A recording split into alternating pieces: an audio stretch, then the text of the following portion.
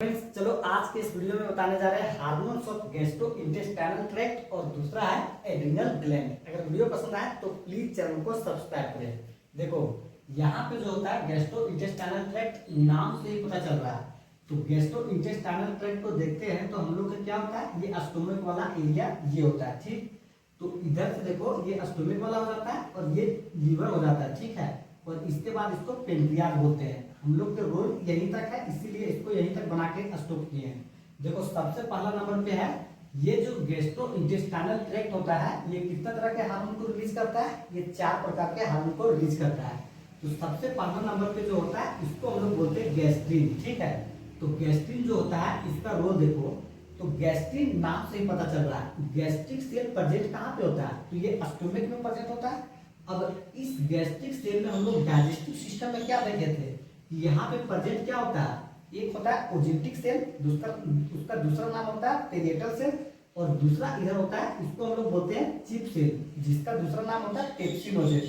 Pepsinogen है peptic cell. ठीक है, तो ध्यान से देखो ये क्या रिलीज करता था, HCl को रिलीज करता था, और जो पेप्टिक सेल होता था ये क्या रिलीज करता था, पेप्सिनोजेन को।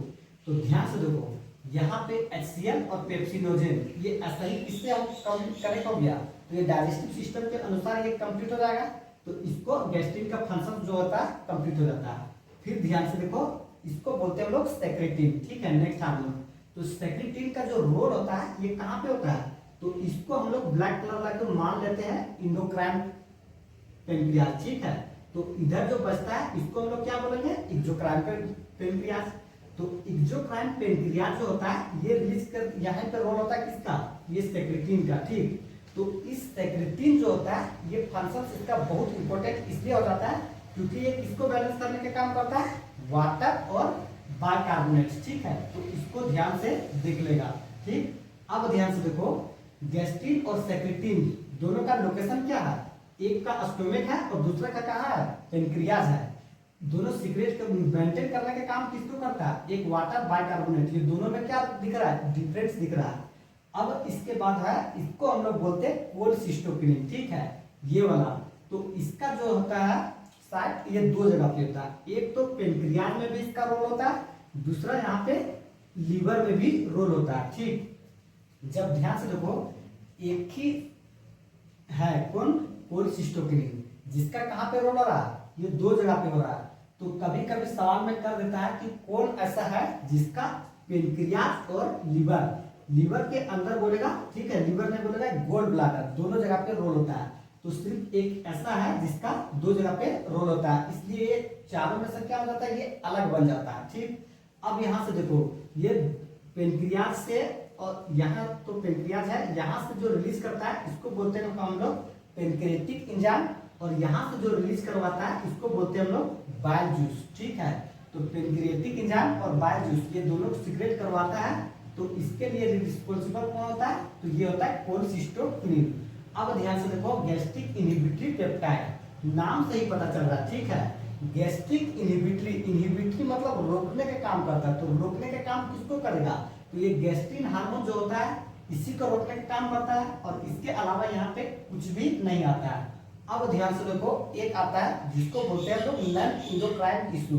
तो नॉन इंडोक्राइन टिश्यू जो होता है ये हार्मोन को रिलीज करता है जिसको बोलते हैं ग्रोथ फैक्टर। ठीक, अब यहाँ से गैस्ट्रोइंटेस्टाइनल ट्रैक्ट कंप्लीट हो जाता है। आज हम लोग का सबसे मेन जो है इसी के विषय में। ठीक है, ये डायग्राम जो दिख रहा है इसको बोलते हैं हम लोग एड्रिनल ग्लैंड। तो अंदर वाला जो भाग होता है इसको बोलते हैं एड्रिनल मेडुला, और जो बाहर वाला भाग होता है इसको बोलते हैं हम लोग एड्रिनल कॉर्टेक्स।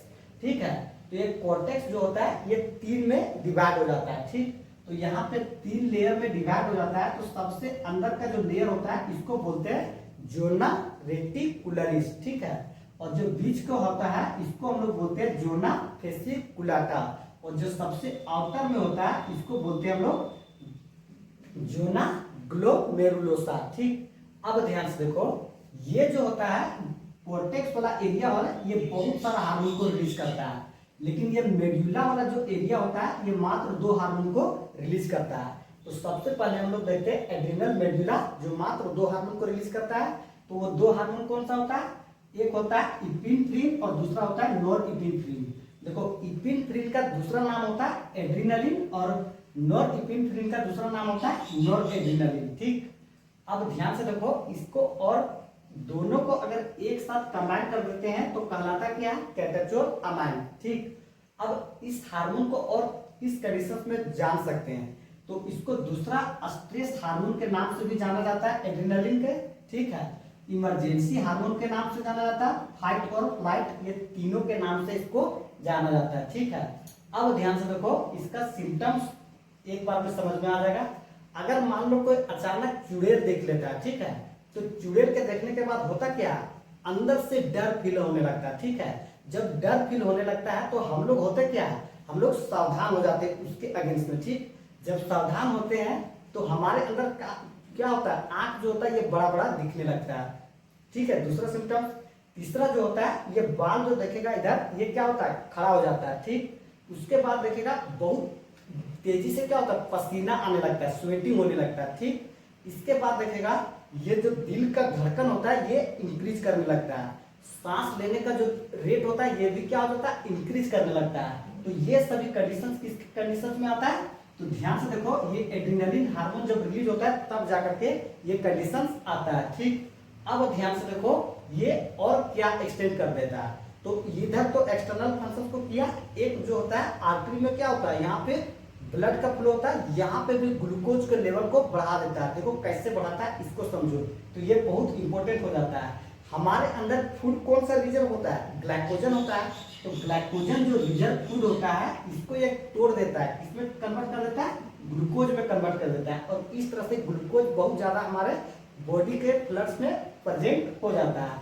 इसके अलावा देखो इसको करता क्या है, ये प्रोटीन और फैट इसको भी डिग्रेड करने के, आने की तोड़ने के काम करता है। ठीक, तो इसको यहाँ पे रोल हो गया, एक तो सबसे पहला फिजिकल और दूसरा डाइजेस्टिव सिस्टम, तो यहाँ पे इसका रोल कंप्लीट हो जाता है। अब इसके बाद जो है इसको ध्यान से दो, ध्यान से देखो इधर ये होता है कॉर्टेक्स वाला एरिया। ठीक है, तो कॉर्टेक्स जो होता है ये बहुत सारा हार्मोन को रिलीज करता है, लेकिन वो मेनली कहलाता क्या है, कोर्टिकॉइड्स कहलाता है। ठीक, अब कोर्टिकॉइड्स जो होता है ये दो कैटेगरी में डिवाइड कर जाता है, एक जो कार्बोहाइड्रेट को मेटाबॉलिज्म को रेगुलेट करता है इसको बोलते हैं ग्लूकोकोर्टिकॉइड्स, नाम से ही पता चल रहा है। ठीक है, ग्लूकोज, तो ग्लूकोज कहाँ पे मिलता है, कार्बोहाइड्रेट में मिलता है, तो जो कार्बोहाइड्रेट को मेटाबॉलिज्म को रेगुलेट करेगा उसी को हम लोग बोलेंगे ग्लूकोकोर्टिकॉइड्स। और मिनरल, ठीक है, तो वाटर, इलेक्ट्रोलाइट इसको जो बैलेंस करने का काम करेगा इसको बोलते हैं मिनरलोकोर्टिकॉइड्स।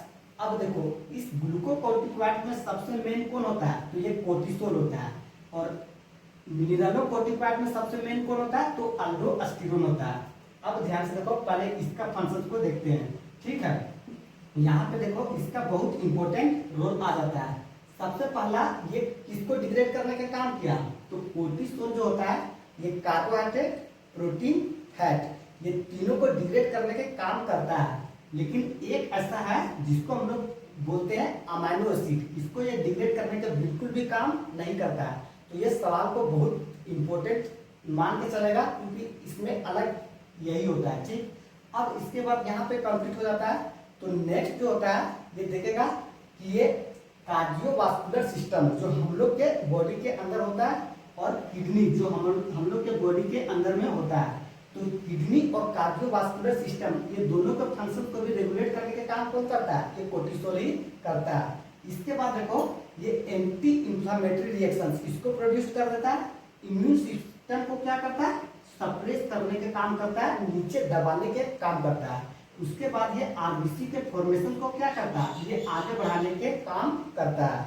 तो इस तरह से देखेगा तो कोर्टिकोसोल का जो फंक्शन होता है ये बहुत ज्यादा इंपॉर्टेंट हो जाता है। अब ध्यान से देखो ध्यान से देखो नेक्स्ट है अल्डोस्टेरोन का फंक्शन। देखो अल्डोस्टेरोन जो होता है ना इसका भी किडनी में रोल होता है, लेकिन यहाँ पे इसका फंक्शन को रेगुलेट करने का नहीं, यहाँ पे करता क्या है, ये किडनी में रीनल ट्यूबुल से ये Na+ और वाटर को क्या कर लेता है, रीअब्जॉर्ब कर लेता है। ठीक, और यहाँ पे देखेगा जब इसको रीअब्जॉर्ब कर लेता है तो K+ और फॉस्फेट आयन ये दोनों को क्या करता है, यहाँ पे सीक्रेट भी कर देने के काम करता है। तो देखो एक तरफ से ले रहा है और दूसरा तरफ से दे रहा है। तो दोनों को क्या हो गया, बैलेंस हो गया। तो यहाँ पे देखो ये सबसे पहला आयन को बैलेंस किया एक, दूसरा जो फ्लक्स होता है उसको, और तीसरा जो होता है ऑस्मोटिक प्रेशर, और चौथा जो होता है ये ब्लड प्रेशर। तो यहाँ पे सभी को क्या किया, ये बैलेंस करने के काम किया। इसके बाद देखो ये अल्डोस्टेरोन जो होता है एक बहुत इंपॉर्टेंट रोल प्ले करता है। देखो ध्यान से, यहाँ पे कॉर्टेक्स वाला जो एरिया होता है ये क्या करता है, एक और हार्मोन को रिलीज करता है जिसको हम लोग बोलते हैं एंड्रोजेनिक हार्मोन, ठीक है। तो एंड्रोजेनिक हार्मोन जो होता है ये कहलाता क्या, स्टेरॉयड हार्मोन। तो स्टेरॉयड हार्मोन का रोल क्या होता है, स्टेरॉयड हार्मोन देखेगा तो वो प्रवृत्ति के स्टेज में चेंजिंग लाता है। तो जैसे कि देखो यहाँ पे बियर्ड, ठीक है, दाढ़ी बढ़ना, या फिर प्यूबिक हेयर, ठीक है, या एक्सियल हेयर, किसी भी तरह के हेयर को बॉडी में ग्रोथ होता है, ये किसके वजह से होता है, तो ये एंड्रोजेनिक हार्मोन की वजह से होता है। अब एक नीचे जो था इसको ध्यान से देख लेगा, यहाँ पे हार्मोन जो है ये टाइप्स में है, ठीक है। तो नेचर के आधार पे देखते हैं तो हार्मोन कितना तरह के हो जाता है, ये 4 तरह के हो जाता है, ठीक। एक जो होता है इसको बोलते हैं पेप्टाइड हार्मोन, ठीक। तो पेप्टाइड हार्मोन कहाँ से रिलीज होता है, पेनक्रियास से रिलीज होता है, पिट्यूटरी ग्लैंड, ठीक है, हाइपोथैलेमस यहाँ से रिलीज होता है। अब दूसरा जो होता है इसको बोलते हैं आयोडोथायरोनिन, ठीक है। तो आयोडोथायरोनिन कहाँ से रिलीज होता है, ये थायराइड ग्लैंड से रिलीज होता है। इसके बाद देखेगा तो होता है कौन सा हार्मोन, एक हो जाता है अमाइनो एसिड डेरिवेटिव, ठीक है। तो अमाइनो एसिड डेरिवेटिव कौन सा होगा, इपिनेफ्रिन, ठीक है, जो यहाँ से रिलीज होता है। इसके बाद जो है ये लास्ट नंबर पे इसको बोलते हैं हम लोग स्टेरॉयड हार्मोन, ठीक है, जो कहाँ से रिलीज होता है, तो ध्यान से देखो ये गोनेट से रिलीज होता है, male reproductive system, female reproductive system से। तो ये वाला जो था स्टेरॉयड हार्मोन, इसका एग्जाम में सवाल आ गया था 2024 में। तो इसमें कौन सा होगा, मेल में अगर बात करते हैं तो एंड्रोजिन हो जाएगा, टेस्टोस्टेरोन हो जाएगा, फीमेल में बात करते हैं प्रोजेस्टेरोन हो जाएगा, कोर्टिसोल। ये सब जो हार्मोन है कहाँ से रिलीज होता है, सॉरी कोर्टिसोल वहां से रिलीज नहीं होता, लेकिन कहलाता कौन सा हार्मोन है, जिसपे स्टेरॉयड हार्मोन कहलाता है। तो इस तरह से यहाँ पे ये जो होता है टॉपिक कंप्लीट हो जाता है। तो चलो करते हैं वीडियो को एंड, ऑल द बेस्ट।